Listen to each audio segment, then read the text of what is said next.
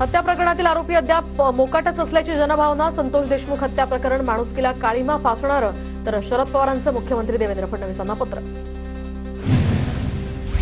बीड हत्या प्रकरणावर आवाज उठवणाऱ्या लोकप्रतिनिधींच्या जीवाला धोका, लोकप्रतिनिधींच्या सुरक्षेचा आढावा घ्यावा, शरद पवारांचं मुख्यमंत्री फडणवीसांना पत्र। पवारांनी मला देखील सांभाळून राहायला सांगितलंय, तर शरद पवारांनी मुख्यमंत्र्यांना लिहिलेल्या पत्रावर जितेंद्र आव्हाडांची प्रतिक्रिया।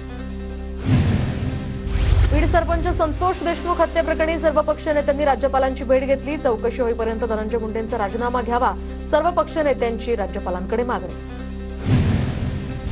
बीड हत्या प्रकरणाची चौकशी होईपर्यंत धनंजय मुंडेंनी राजीनामा द्यावा, संभाजीराजेंची मागणी। तर बीड प्रकरणात लक्ष घालण्याचं राज्यपालांचं आश्वासन, संभाजीराजेंची माहिती। धनंजय मुंडेंनी राजीनामा द्यावा, कराडला 302 मध्ये आरोपी करावं, जितेंद्र आव्हाड यांची मागणी। तर सरकारकडून मुंडे आणि कराडला वाचवण्याचा प्रयत्न, आव्हाडांचा आरोप।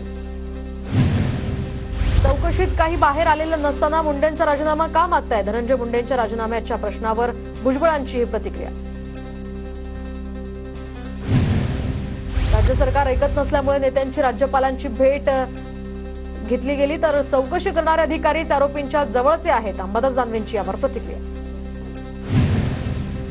परदेश दौऱ्यावरून परतल्यानंतर आता उपमुख्यमंत्री अजित पवार मंत्रालयात। बीड हत्या प्रकरणी आता सर्वपक्षीय नेत्यांकडून धनंजय मुंडेंच्या राजीनाम्याची मागणी, तर अजित पवार या संदर्भात काय भूमिका घेणार याकडे सर्वांचं लक्ष। धनंजय मुंडेंचं नाव घेतल्यामुळे बीडच्या शिवाजीनगर पोलीस ठाण्यामध्ये मनोज जरांगेंवर अदखलपात्र गुन्हा दाखल। बीडसह परळी आणि अंबाजोगाईत सुद्धा त्यांच्या विरोधात गुन्हा दाखल। गुंडगिरी सरकार रोखत नसेल तर आम्ही बोलणारच, माझ्या विरोधात आंदोलनं करणारे खंडणीतले लाभार्थी। मुंडे समर्थकांच्या आंदोलनावर जरांगेंचं उत्तर। सरपंच संतोष देशमुखांचा खून पचवायचा होता, बीडमध्ये मुंडे घराण्यावरून या ठिकाणी मनाविरुद्ध ही पहिलीच केस। बीड हत्ये प्रकरणावरून जरांगेंची ही प्रतिक्रिया। प्रजासत्ताक दिन जवळ आला, अजून पालकमंत्री जाहीर नाहीत, पालकमंत्रीपदावरून धुसफूस सुरूच, महायुतीच्या गोंधळावर राऊतांची टीका। पालकमंत्रीपदाचा काही तिढा नाही, आज ही चर्चा पूर्ण होईल, पालकमंत्रीपदासंदर्भात बावनकुळेंची प्रतिक्रिया। संजय गायकवाड यांचं वक्तव्य हे गंभीर, तुम्हाला मतदार वेश्या वाटतात, राऊतांचा गायकवाडांवर निशाणा। तर शिंदेंनी संजय गायकवाडांचा राजीनामा घ्यायला हवा, राऊतांची मागणी। संजय गायकवाडांनी केलेल्या वक्तव्यावर मी न बोललेलंच बरं, जितेंद्र आव्हाडांची प्रतिक्रिया। तर संजय गायकवाडांनी मतदारांसंदर्भात केलं होतं वादग्रस्त विधान। मतदारांबाबत अजित पवारांनी असं बोलायला नको होतं, आंबेडकरांनी सर्व मतदारांना देशाचे मालक म्हणून अधिकार दिलाय, मतदार देशाचे मालकच आहेत, भुजबळांची प्रतिक्रिया। तर कुणाचा तरी राजीनामा घेऊन मला मंत्री व्हायचं नाही, पटेल तटकरेंसोबत कोणतीही चर्चा झाली नाही, त्यांना भेटलेलो सुद्धा नाही, नाराजीवरील प्रश्नावर छगन भुजबळांची प्रतिक्रिया। साई प्रसादालयातील मोफत जेवण बंद करा, हा पैसा मुलामुलींच्या शिक्षणासाठी द्या, माजी खासदार सुजय विखेंची मागणी। तर फुकट जेवणामुळे राज्यभरातील भिकारी शिर्डीमध्ये जमा झाल्याचं सुजय विखेंचं वक्तव्य। जे भाजपात गेले ते सर्व भिकारी, संजय राऊतांचा सुजय विखेंच्या विधानावरून निशाणा।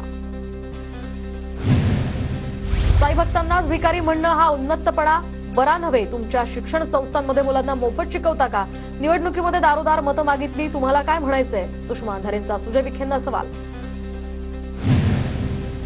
शिर्डीमध्ये साईबाबा देवस्थानतर्फे नेहमीप्रमाणे महाभोजन वाटप सुरू, अन्नदान फंडामध्ये भाविकांकडून आतापर्यंत 450 कोटीहून अधिक रक्कमदान, मोफत भोजन सुरूच राहणार।